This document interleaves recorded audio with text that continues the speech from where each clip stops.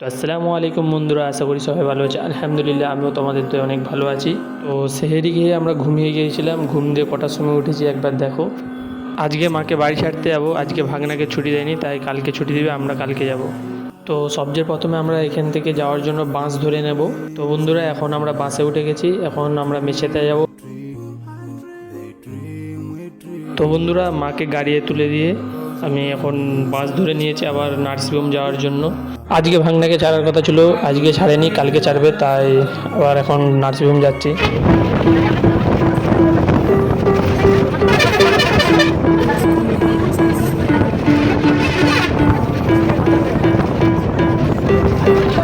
তো বন্ধুরা এখন নার্সিংহোমে চলে এসেছি, ঠিক আছে। আর কিছুক্ষণ পর মাগরিবের আজান দিবে, তখন আমরা ইফতার খুলবো।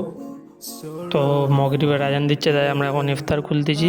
বন্ধুরা আপনারা যদি কোনো নার্সিংহোমে বা হাসপাতালে যদি ইফতার খুলে থাকো, তাহলে ওটা অবশ্যই কমেন্টে বলে যাবে।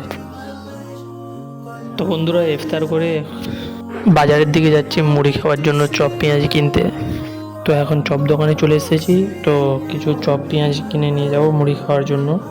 তো বন্ধুরা এখন মুড়ি খাচ্ছি, মুড়ি খেয়ে দিয়ে ভিডিওটি এডিট করব। আর 9 নম্বর এটা তোমাদের কেমন কেটেছে অবশ্যই এটা কমেন্টে বলে যাবে।